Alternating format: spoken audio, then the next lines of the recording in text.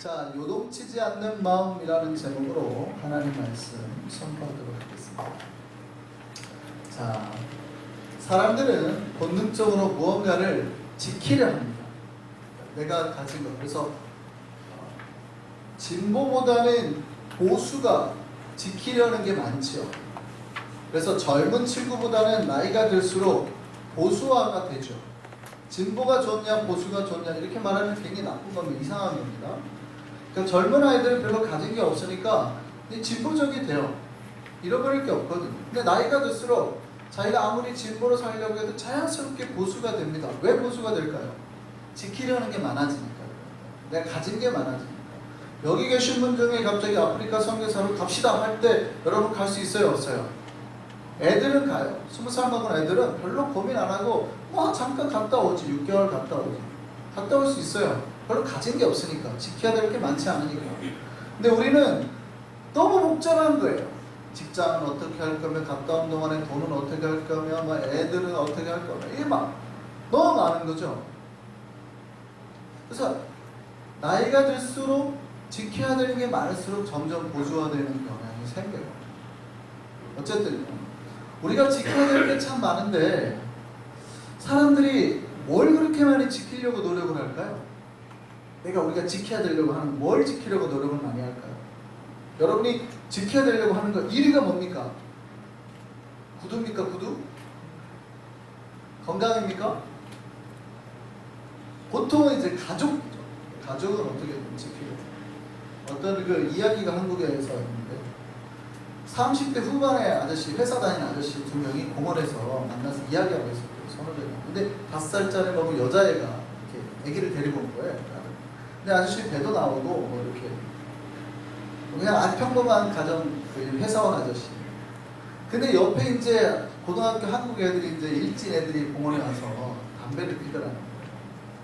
그러니까 거기가 금연구역인데 담배를 피니까 건들면 안 되죠. 근데 이 아저씨가 갑자기 딸이 계속 담배를 피기 때문에 기침을 하니까 학생 여기 금연구역이라고 그렇게 얘기했어요. 그랬더니 아이들이 뭐라 그래요? 아저씨 무슨 상관이에요? 아저씨 저리 가라고. 애기 긁고 난 다음에 애기가 다치고 싶지 않으면 조용히 있으라고. 딱 그런 거예요. 그 전까지는 갑자기 아저씨가 아무 말도 안 하려고 했어요. 근데 갑자기 그 말을 듣는 순간 갑자기 이 아저씨가 일어나더니 사정없이 그 아이 하나의 뺨을 있는 것 때리고 막 계속 후배가 말리는 대로 막 때리기 시작해요. 그리고 싸움이 붙은 거예요. 근데 후배는 한 명은 아예 한 명은 맞고 쓰러져 있고 후배 한 명은 째를 또 말리고 한 명만 자꾸 계속 하시거든요. 그리고 나중에 후배가 물어봤대요. 아니 어떻게 하려고 그랬냐고. 이분이 옛날에 싸움을 했던 아저씨가 아니에요. 근데 자기 딸을 이렇게 하는 순간 갑자기 자기 생각 속에는 째를 죽여야 된다는 생각밖에 안 해요. 그렇죠. 그러니까 자기 아버지들이 그런 게 있잖아요. 딸에 대한 뭐 좀 그러니까 이 아저씨는 뭐가 있냐면 내 딸은 내가 지켜야 된다는 생각. 내 딸은 내가 지켜야 된다. 여러분 뭘 지켜야 된다고 살고 있어요? 내 돈은 내가 지켜야 된다. 내 돈만 건드려봐. 그런 사람들 있죠. 내 자존심은 내가 이런 거 있잖아요. 여러분 뭘 지켜야 될까요? 우리의 가족이나 자녀나 돈. 물론 이런 것들도 다 지켜야 되는 것들이에요. 그런데 이런 것들은 사실은 세상 사람들이 다 똑같이 소중하게 생각하는 것들이거든요. 그러면 신자는 무엇을 지키며 살아가는 사람일까요? 신자는 하나님께서 우리가 끝까지 지키기를 원하시는 것은 뭘까요? 자존심일까요? 하나님이 신자에게 너희는 끝까지 지켜야 될 게 있다. 이거는 놓치지 말아라. 이건 정말 중요하다라고 말하는 건 뭘까요? 정답이 뭘까요? 대답을 해보세요. 정답이 뭘까요? 여전히 돈인데 마음이죠. 마음. 정답은 마음이죠. 잠언 4장 23절 말씀이죠. 모든 지킬 만한 것 중에 이 세상에 지킬 만한 게 많다는 얘기예요. 모든 지킬 만한 것 중에 더욱 네 마음을 지키라. 뭘 지키라고요? 마음을 지키라. 내 마음을 지키라. 왜냐하면 생명의 근원이 위에서 나요. 하나님께서 인간들이 소중하게 생각하고 지켜야 될 게 많음을 아셨어요. 근데 사실 인간들은 그렇게 소중하게 생각하지 않은 것을 지키려는 경향도 많이 있죠. 그러니까 내가 소유하고 있는 것을 다 소중하다고 자꾸 생각하는 경향이 있어요. 프라이팬을 사놨는데 누가 쓸까봐 전전긍긍하다가 쓰지도 못하고 모셔두는 새거 사놓고, 그러다가 이제 주님 재림하시면 어떡할까요 싶어요. 그럼 써보지도 못하고 가니까 주님 재림해갖고 가면서도 아이고 처음에 뭐 이러고 갈 수도 있다는 생각이 안타까워가지고. 그러니까 이 땅의 소유 때문에 영원한 은혜가 와도 뒤돌아보게 돼요. 마치 롯의 아내처럼. 죽느냐 사느냐의 판국에서도 뒤를 돌아보고 소금 기둥이 되는 것처럼, 진짜 우리가 무엇을 지키고 살아야 되는지를 잘 모르고 이 땅에 어떤 내가 소유하고 있는 거라면 다 소중하다고 생각하고 사는 거예요. 진짜 지켜야 될 거는 안 지키고 내가 있는 건 아니야. 다 누가 뺏어갈까봐, 누가 이거 한번 쓸까봐, 이 후라이팬 한번 새거 산 거 비싼 거 쓸까봐 벌벌벌벌 떨고 사는 거예요. 우리가 지켜야 될 것, 때로는 좀 안 지켜도 괜찮은 거 구별하면서 살 수 있는 우리가 됐으면 좋겠습니다. 우리의 마음을 지키라고 그랬잖아요. 여러분의 마음을 사탄이 와가지고 다 해변놨어요. 뒤집어놨어요. 그런데도 우리의 마음을 지켜야 되는지는 모르고 다른 것들에 뺏겨. 누가 후라이팬 한번 쓴 것 때문에 막 우와 화를 내고, 누가 쎄싸 새로 사놨는데 막 이러고, 자기 마음은 지금 뭐 난리가 났는데 막 속이 막 이미 파도가 친 것처럼 뒤집어져가지고 분노가 나고 막 화가 나고 미워하고 욕도 나오고 막 사람도 여러 번 밤새 죽였다고 하고 했는데 자기의 마음은 지금 황량하게 버려놓고 지금 그 소유 하나에 막 마음을 뺏겨서 살아간다는 거죠. 하나님 뭐라고 그래요? 모든 지킬 만한 것 중에, 지킬 게 많지 니네가 하나님도 아세요. 모든 지킬 만한 것 중에 더욱더 마음을 지켜. 우리가 죽고 사는 문제가 그 마음에서 시작됐기 때문에 말씀하십니다. 마음을 지킬 수 있는 우리가 되기를 소망합니다. 그런데 어떻게 해야지 우리의 마음을 지킬까요? 보통 우리가 이럴 때 쓰는 말이 있어요. 우리의 마음은 부동심 내지 평상심, 흔들리지 아니하는 마음, 아니면 평온한 마음. 하나님이 우리의 마음을 이렇게 지키라고 말씀하시는 걸까요? 이런 거는 주로 이제 수도원에서, 아니면 선방에서, 절에서 주로 그런 평상심을 말하는 게 아니고, 그런 흔들리지 아니하는 게 말하는 게 아니고, 신앙의 마음을 말하는 거예요. 하나님이 우리에게 주심으로 발생하는 그런 거룩한 마음을 말하는 거예요. 다른 누군가가 우리의 마음을 믿음을 막 흔들려고 할 때, 혹은 진리를 흔들려고 할 때 조심하는 것이죠. 거룩한 일이 아니라 다른 것들에는 마음을 뺏기면서 누군가가 진리를 뺏으려고 하거나 믿음을 흔들려고 할 때는 아무렇지도 않게 그래? 하고 따라가는 거예요. 제가 말씀드렸잖아요. 한국의 집사님들이 연초만 되면 토종비결 보러 간다고. 집사님들이 이렇게 하는 거 같아요. 김집사 한번 갑시다. 그래? 그럼 어떻게 들어요? 한 5월이면 들려요. 5월이면. 5월 정도면 연초에 다녀온 게 몇 달 안에 다 들려요. 다 들려요.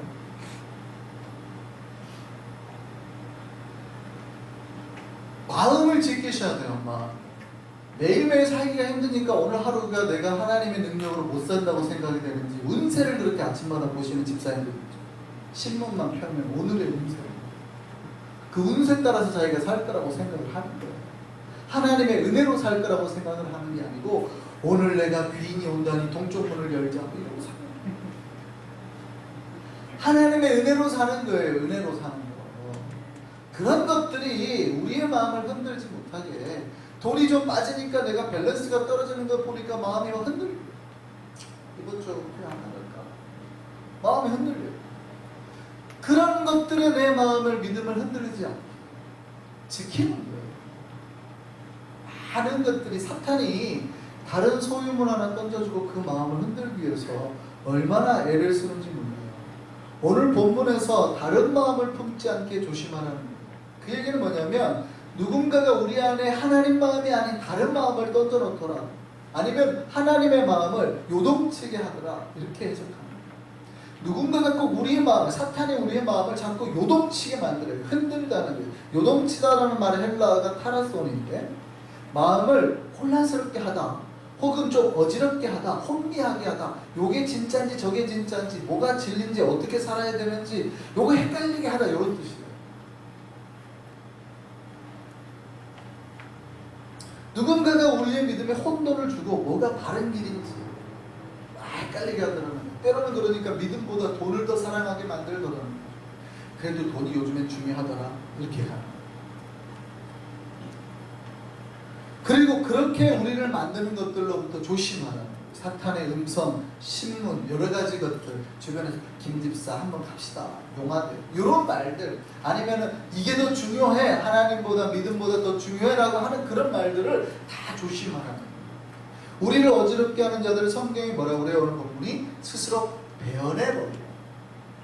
여러분, 거룩이라는 말의 뜻이 뭡니까? 하나님이 내가 거룩하니 너희도 거룩하라고 그랬잖아요. 거룩이라는 말의 뜻이 뭡니까? 구별되다는 거예요. 그런 자들로부터 떨어지는 것을 말해요. 하나님의 말씀으로부터 흔들게 하는 자로부터 이렇게 떨어져 나오는 거가 거룩이에요. 그래서 세상으로부터 벗어나서 이렇게 구별되는 게 거룩이에요. 물론 이 거룩이라는 말은 물리적 거룩을 말하는 건 아닙니다. 우리가 일상생활을 그대로 하지만 그들로부터 전혀 물들지 않도록 우리의 마음을 지켜야 합니다. 신자는 이 마음이 흔들리지 말아야 돼요. 무엇보다 주님의 마음이, 주님을 향한 마음이 흔들리지 않기를 소망합니다. 어떠한 어려움이나 때로는 어떠한 위협이 있어요. 그 위협이 어디까지냐면 사실은 그 주님을 향해서 우리의 생명의 위협이 있어요. 우리가 이 마음이 흔들리지 않아야 될 거예요. 신앙의 역사는 그 흔들리지 않는 믿음을 가진 사람들로부터 시작이 되었습니다. 그 단 한 명으로부터 기독교가 이렇게 만들어졌다. 여러분, 종교개혁을 일으킨 사람이 누굽니까? 루터죠. 루터가 종교개혁을 할 때 쉬웠을까요? 어려웠을까요? 어려웠겠죠. 어느 만큼 어려웠을까요? 목숨을 걸었어요. 100년 전에, 종교개혁이 일어나기 100년 전에 후스라는 사람이 있었어요. 체코에. 이 사람이 사실은 종교개혁을 이미 했습니다. 그런데 이 사람이 죽임을 당했죠. 뭐라 그랬어요? 그래? 네가 하고 싶은 말 있으면 우리 회의에 와. 회의라는 거는 우리가 말하는, 기독교에서 말하는 유명한 니케아 회의랄지 이런 거예요. 예수가 누구냐 이런 걸 결정하는 굉장히 중요한 회의죠. 그럼 네가 회의에 와서 네가 하고 싶은 말을 그럼 해! 라고 말했어요. 근데 회의에 가면 살았을까요? 죽었을까요? 죽어요. 그냥 이단 정제당하고 죽인 거예요. 그냥 사형당하고. 후스가 그렇게 해서 죽었어요. 딱 100년 전. 후스가 그때 예언을 하나 했죠. 너희는, 후스가 체코 말하는 거위란 뜻입니다. 너희가 이 거위를 죽였지만 100년 뒤에 백조가 나올 것이다. 그 백조가 아마 루터를 상징한다고 말하죠. 근데 루터가 종교개혁을 하니까 보름스 회의를 합니다. 그리고 루터에게 그 회의에 참석하라고 하는 거예요. 가면 어떻게 될까요? 가면 어떻게 될까요? 죽는 거예요. 자, 친구들이 다 말렸습니다. 가면 안 되네. 가면 큰일 나네. 가면 죽네. 루터가 갔을까요? 안 갔을까요? 루터가 가면서 그런 말을 했습니다. 보름수의 지붕 기왓잔만큼이나 많은 마귀들이 자리를 잡고 있다고 해도 나는 그곳에 갔어요. 다행히 거기는 교황이 연 종교회의가 아니라 황제가 연 거라서 함부로 죽이지를 못했어요. 사실을. 어쨌든 루터는 그래서 귀족들에 의해서 살 생명을 구원받고 숨게 되고 종교회의에서 이어가게 되죠. 여러분, 이 하나의 거룩한 역사의 흐름 속에는 자기의 생명을 아까워하지 않은, 마음이 흔들리지 아니하는 그런 사람이 꼭 한 명씩 있었다. 신약 성경을 대부분 작성한 바울도 그런 사람이죠. 여러분, 우리가 잘 아는 이신득이, 이신칭이 이런 교리를 만들어내는 사람이 바울입니다. 바울이 없었으면 아마도 기독교의 복음, 예수 그리스도를 믿음으로 구원 얻는다는 복음은 생겨나지도 않았을 거예요. 굉장히 어려웠을 겁니다. 복음서만 가지고 교리를 만들었다 그러면 오늘날에 우리가 말하는 이런 교리는 발생할 수가 없습니다. 다 그거는 바울이 서신에서 다 만들어낸 거예요. 바울은 우리가 잘 알죠? 3차 전도 여행, 4차, 어떤 사람은 5차까지도 얘기를 합니다만 공식적으로 어떤 3차 전도 여행을 했어요. 자, 3차 전도 여행을 하는 동안에 몇 번을 위험을 당했대요? 예, 배가 난파가 되고 잡혀서 죽임을 당할 뻔하고 뭐 곤장에 40에 하나 감한 곤장을 맞고, 유대인들은 법적으로 유대인의 사람은 40대 이상 때리면 안 돼요. 법이 40대만 미만으로만 때려야 되는데 혹시 실수로 더 때릴까봐 한 대를 감해서 39대를 때리는 거예요. 항상 카운터 잘못할까봐. 오늘날 사람들이 한국 사람들이 카운터 잘하지만 서양 사람들이 카운터 못하는 경우가 있잖아요. 고대니까 실수할까봐 한 대를 때리고 39대를 때리는 그걸 3번이나 거의 죽었다는 얘기예요. 여러분 곤장으로 39대를 맞아보세요. 죽는 거예요. 죽는 거. 그런 걸 두드러만 목숨까지 걸면서 막 바다에 빠져서 며칠간 떠다니면서 일주일 내내 떠다니고 이렇게 살면서 복음을 전했다는 거죠. 바울이 왜 그렇게 했을까요? 그러면서도 그의 마음 한 번도 흔들린 적이 없죠. 바울에게 주신 하나님의 마음 그만큼 튼튼했다. 그리고 이제 바울이 3차 전도여행을 마치고 이제 예루살렘으로 가요. 여러분 예루살렘으로 가면 바울이 똑같아요. 잡히면 죽는 거예요. 그래서 자기가 바울이 잡힐 거를 알고 에베소에 있는 장로들을 부릅니다. 그리고 내가 이제 예루살렘으로 가는데 죽을 수도 있다. 그런데 그럼에도 불구하고 나는 가려고 합니다. 그리고 바울의 고백 다음에 사람들이 다 무릎 꿇고 기도하고 바울의 목을 끌어안고 막 입을 맞추고 인사하면서 엉엉엉엉. 왜냐하면 이제 다시는 바울을 못 볼 거라고 생각합니다. 그때 바울이 이런 고백을 합니다. 고마운 고백.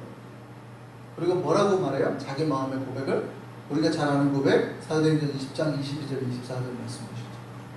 보라 이제 나는 성령에 매어 예루살렘으로 가는데 거기서 무슨 일을 당하는지 알지 못하노라. 오직 성령이 각성해서 내게 증언하여 결박과 환난이 나를 기다린다 하시나 내가 달려갈 길과 주 예수께 받은 사명 곧 하나님의 은혜의 복음을 증언하는 일을 마치려 하면은 나의 생명조차 조금도 귀한 것으로 여기지 아니하노라. 바울은 이미 어떻게 해요? 내 목숨을 내놔도 절대 나는 이 길을 포기하지 않겠다. 그 마음이 내 생명의 그 죽음의 앞에서도 흔들리지 않는다라는 결의를 펴요. 그리고 헤어지고 갑니다.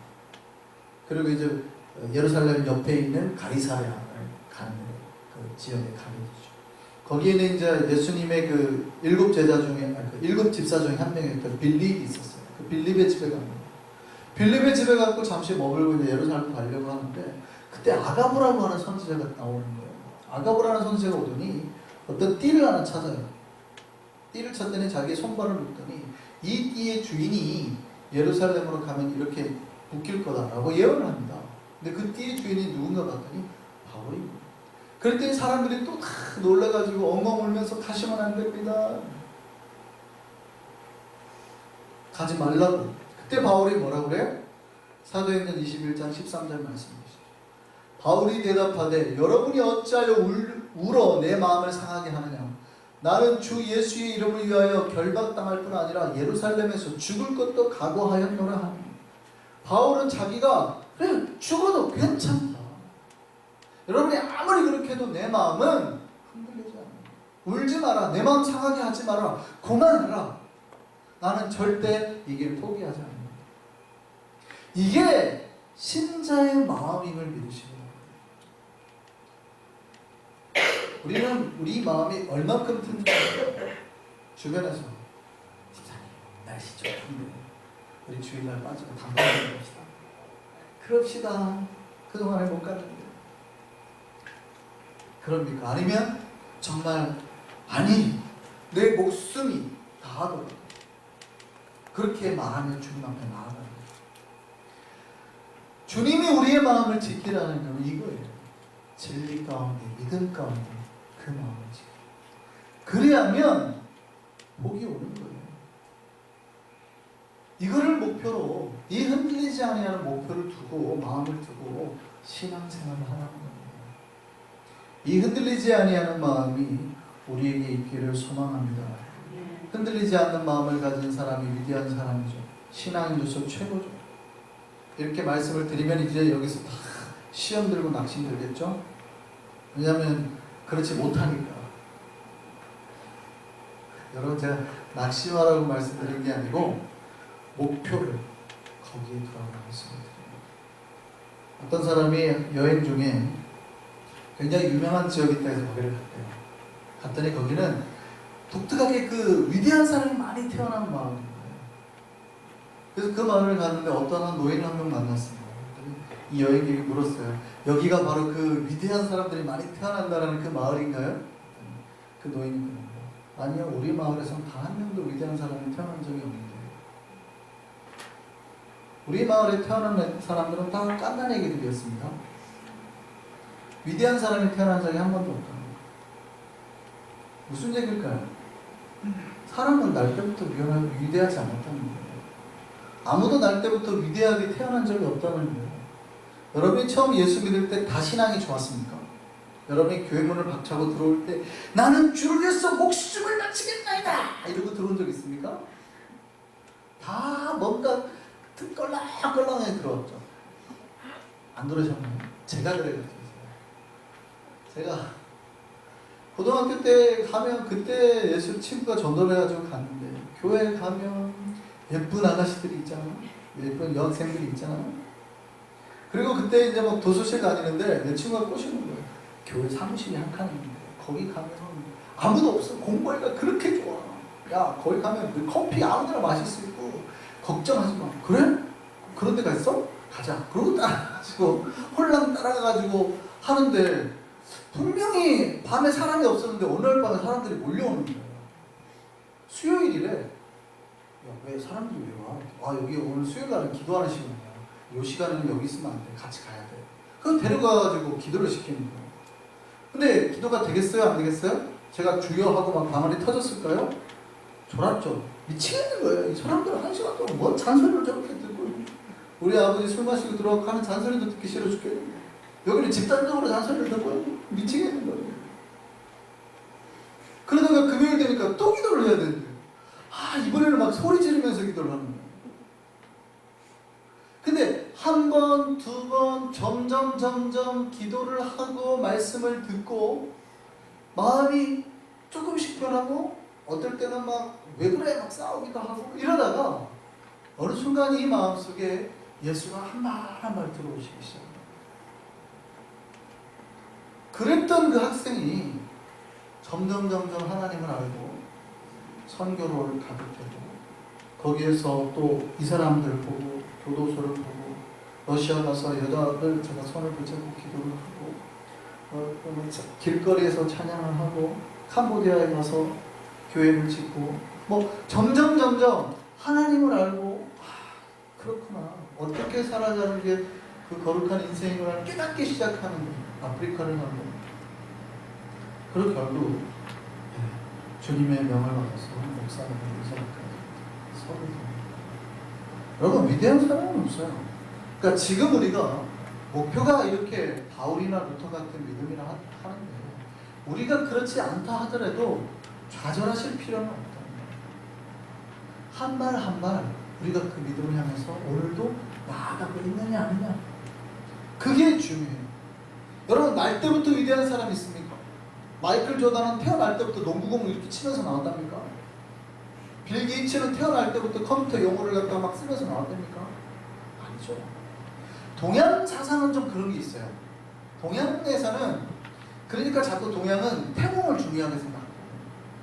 동양은 그 다음에 장군이라고 그러면 꼭 뭐 날개가 달렸고 뭔가 비범했다 그래요. 날 때 얘는 비범하고 막 벽을 기어다니고 천장을 기어다니는 애가 나오질 않나. 비범해요. 얘는 뭔가 비범해. 5살 때는 이미 이만한 바위 하나 정도는 들어야 돼요. 장군이 되려고. 근데 서양에서나 그 성경에서는 그렇게 말하고 있지는 않죠.